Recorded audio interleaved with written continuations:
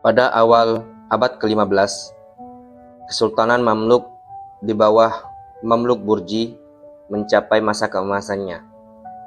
Kairo menjelma sebagai pusat perdagangan dunia Islam, menghubungkan timur dan barat. Barang-barang berharga dari India, Yaman, hingga Tiongkok menumpuk di pasaran.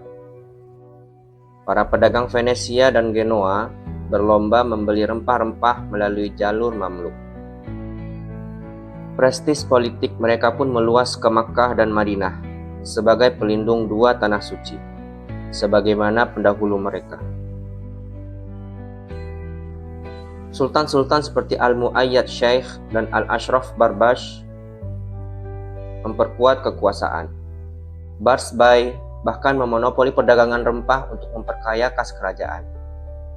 Ia memperkenalkan dinar emas baru, menandai kestabilan ekonomi sementara.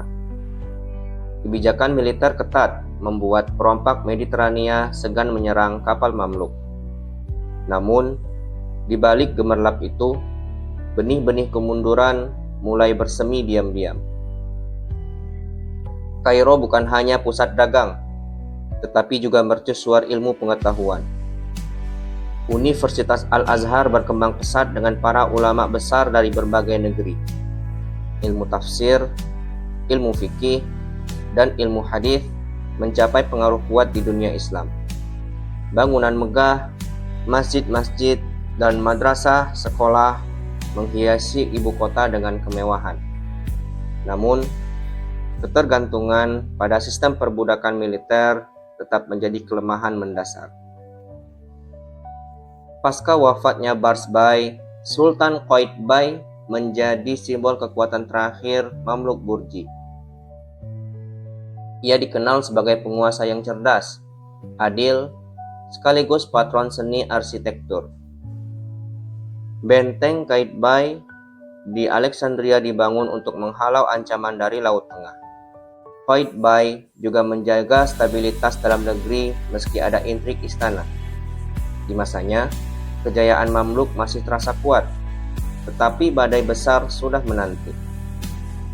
Kemunduran mulai terlihat ketika jalur perdagangan dunia berubah drastis.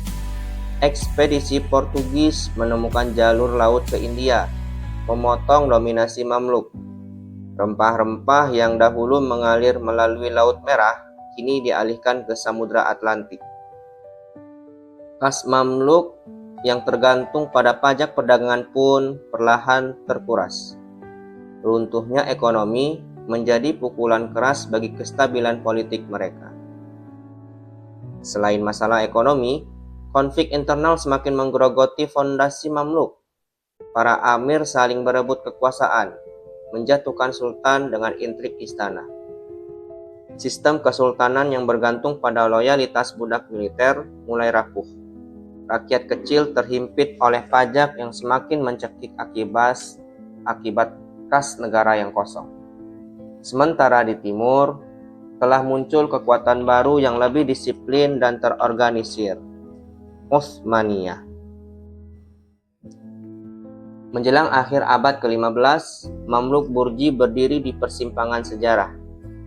Kejayaan ilmu dan budaya dan peradaban tetap mereka wariskan bagi dunia Islam. Namun, krisis ekonomi dan ketidakstabilan politik semakin memperlemah fondasi. Ketika Utsmaniyah mulai menetap Mesir sebagai target ekspansi, Mamluk sudah sangat goyah. Selanjutnya, kita akan melihat konflik besar yang menentukan nasib Mamluk selanjutnya.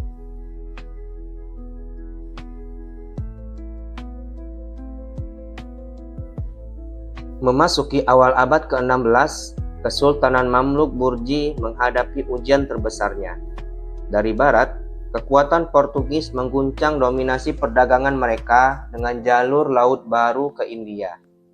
Dari timur laut, muncul kekuatan baru yang semakin besar pengaruhnya, Kesultanan Utsmaniyah atau yang dikenal kemudian Ottoman Empire.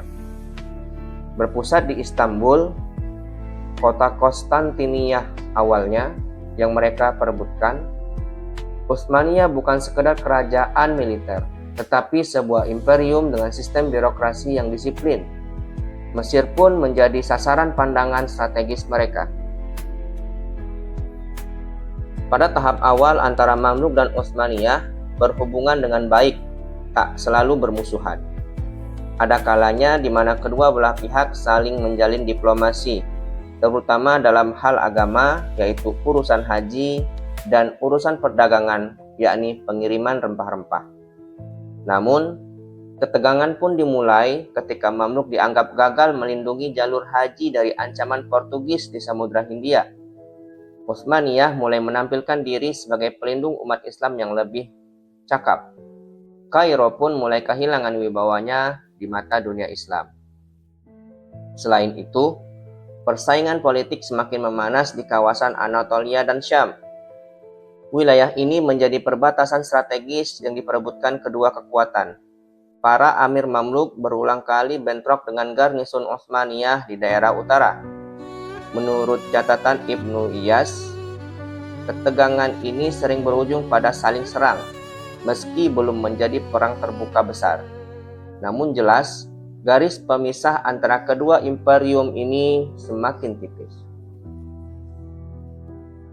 Masalah lain mulai muncul dari dalam tubuh Mamluk sendiri. Sebagaimana sebelum-sebelumnya, seringnya pergantian sultan akibat perebutan kekuasaan membuat mereka tampak rapuh di hadapan Utsmaniyah. Berbeda dengan Istanbul yang sedang dipimpin sultan-sultan kuat seperti Mehmed II dan Bayezid II, Kairo justru dipenuhi intrik istana. Rakyat Mesir semakin menderita oleh pajak berat, sementara para elit lebih sibuk menjaga kekuasaan daripada memperkuat pertahanan. Salah satu titik balik terjadi pada masa Sultan Al-Ghawri yang berkuasa antara 1501 hingga 1516. Ia berusaha memulihkan kejayaan Mamluk dengan memperkuat armada laut dan melawan Portugis di Laut Merah. Namun, strategi ini tidak membuahkan hasil besar. Di sisi lain, Utsmaniyah semakin memperluas pengaruhnya di wilayah Syam. Pertarungan dua raksasa dunia Islam pun sudah tak bisa dihindari. Selain faktor politik dan ekonomi, ada pula dimensi ideologis. Utsmaniyah tampil sebagai khalifah baru yang mengklaim legitimasi Islam setelah menaklukkan Konstantinopel pada 1453. Yang di kemudian hari berubah menjadi Islambul atau kota Islam, lalu akhirnya berubah menjadi Istanbul. Mamluk yang sebelumnya mendapat legitimasi dari Abbasiyah, simbolis di Kairo, kini mulai terlihat sebagai kekuatan tua yang melemah. Persaingan ini bukan sekedar tentang wilayah, tetapi juga tentang siapa yang layak menjadi pemimpin dunia Islam.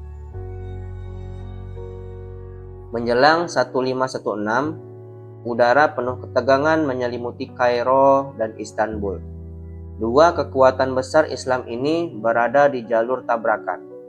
Ekonomi yang goyah, konflik internal, dan lemahnya angkutan militer membuat Mamluk berada di posisi yang sulit. Sementara itu, Utsmaniyah yang mulai terorganisir cermat menunggu waktu yang tepat untuk menghantam. Berikutnya akan membawa kita pada pertempuran yang menentukan. Marz Dabiq, perang yang mengubah peta dunia Islam untuk selamanya.